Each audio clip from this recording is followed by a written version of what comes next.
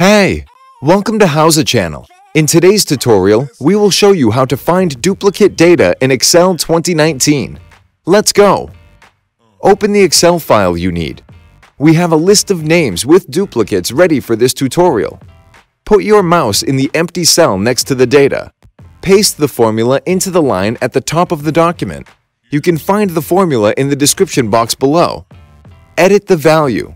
For example, we have data in column A from cell 1 to cell 30. So we need to edit formula values A1 to A30. Click somewhere on empty space in the document when you are ready. Select a cell with the formula. Pull the bottom right corner down as far as you need. It will copy the formula for each cell.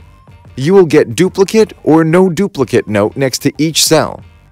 Thanks for watching the video. Please like it and let us know if you use any of our tips and tricks. Subscribe to our channel. We upload new tutorials every day. See ya!